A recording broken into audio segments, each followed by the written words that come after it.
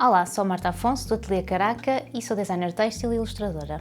A seguir vou-te mostrar os materiais necessários que uso para fazer estampagem manual em tecido com block print.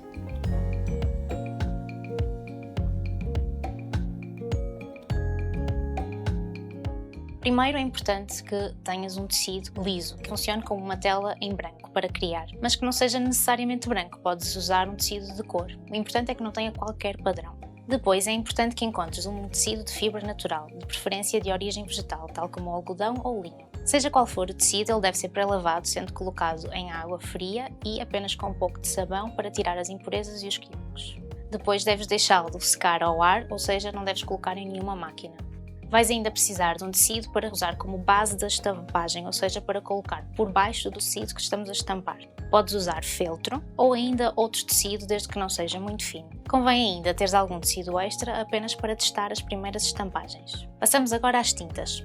Existem dois principais tipos de tintas para tecido: as tintas à base de água e a base de óleo. Para as tintas à base de óleo, a marca Speedball oferece uma tinta bastante boa. Esta tinta dá resultados bastante bons e duradouros no tecido, e apesar de ser uma tinta à base de óleo, não necessita de diluentes para limpar as ferramentas e tem pouco cheiro. Este tipo de tinta é bastante viscosa, muito parecida com a tinta de linogravura em papel, e por isso vamos precisar de um rolo de linogravura. Existem vários tamanhos e a superfície é de borracha. No entanto, eu dou preferência por tintas à base de água, pois são bem mais ecológicas. Eu compro estas num fornecedor local e depois guardo em tupperwares hermeticamente fechados. Neste caso, vamos ter que optar por tintas de serigrafia próprias para tecido. Ainda dentro das tintas à base de água, vamos optar por aquelas que são de natureza opaca, pois são mais viscosas, aderindo melhor ao bloco. As de natureza transparente são mais líquidas, por isso não são tão apropriadas para a técnica de block print. Ao optarmos por tintas à base de água, vamos optar por este rolo de esponja para transferir a tinta para os carimbos. Só existe este tamanho e vai ser possível utilizá-lo em qualquer tipo de carimbo. No final do trabalho, podes sempre lavar o rolo e reutilizar. Como vês, são sempre bastante ecológicas nos meus materiais. As tintas devem ser guardadas hermeticamente, principalmente as à base de água, pois secam muito rapidamente, e nesse caso, convém ter sempre um copo com água para ir juntando à medida que vais trabalhando, caso a tinta comece a secar. Passamos agora aos materiais de gravação. Como vimos, o block print é uma técnica ancestral e que tradicionalmente usa a madeira para talhar os carimbos. A comunidade craft tem vindo a encontrar materiais alternativos para tornar esta técnica mais prazerosa. São eles as borrachas e o soft cut e o linóleo. Estes materiais são bem mais fáceis de talhar e requerem menos prática do que a talha da madeira.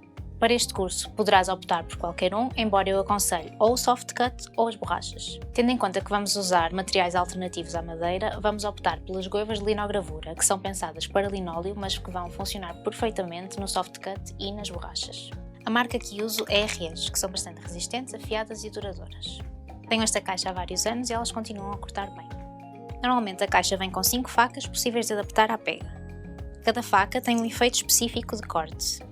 Como vês, as terminações são diferentes, que nos vai dar diferentes efeitos de gravação. E quando estivermos a fazer os nossos carimbos, tu vais ver a diferença entre cada uma delas. Cada faca deve ser introduzida neste sentido e deve ser segurada desta forma, com esta zona aqui côncava para colocarmos o dedo. Esta pecinha vai servir para nós retirarmos as facas que estão introduzidas, colocando desta forma. Vamos também precisar de um lápis mole e de uma borracha para esboçarmos as nossas ideias e para transferirmos o desenho para os carimbos. Para isso vamos recorrer também a papel vegetal ou de engenharia. X-Acto ou estilete para cortar os materiais de gravação para os carimbos. Vamos ainda precisar de uma base não absorvente para espalhar a tinta com o rolo. Para esta base podemos usar um prato, podemos usar um PVC, um vidro, no entanto eu costumo optar por acetatos, que também são fáceis de lavar e reutilizar. É importante ser não absorvente para que não retire umidade à tinta enquanto estamos a espalhar. Precisamos ainda de uma régua, um esquadro ou uma régua de patchwork para fazer as medições dos nossos tecidos e fazermos as marcações necessárias para construir padrões geométricos. Quanto maiores forem estas réguas, mais fácil será fazermos as medições. Para fazermos as marcações no tecido temos 3 alternativas: ou giz, ou canetas cuja marcação desaparece passado minutos ou horas consoante a marca, ou ainda aquelas cujo calor de ferro vai fazê-las também desaparecer. Eu prefiro estas da Pilot, que desaparecem com o calor do ferro, porque desta forma sou eu a controlar quando é que as marcações vão desaparecer. Falando em ferro, vamos utilizá-lo no final de cada estampagem para nos certificarmos que a tinta fica seca e para ajudar a fixar a estampagem. Opcionalmente vais precisar de 1 ou 2 blocos de madeira para fazer pressão sobre os carimbos. Tradicionalmente é usado um barren, que tem uma pega e nos ajuda a fazer pressão sobre os carimbos. Os blocos de madeira podem servir também para colar o soft cut e, nesse caso, vamos precisar de cola rápida.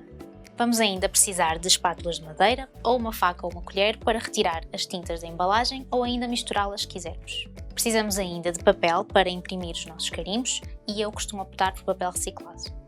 Folhas de papel de jornal ou de esquiço para esboçar as ideias ou mesmo para proteger a mesa em algumas situações.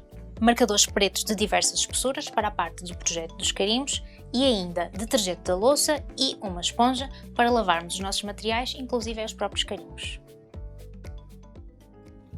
Espero que tenhas gostado e aprendido muito com este vídeo. Se gostaste, não deixes de te inscrever. E se quiseres aprender mais, convido-te a ver o meu curso online. O link está na descrição.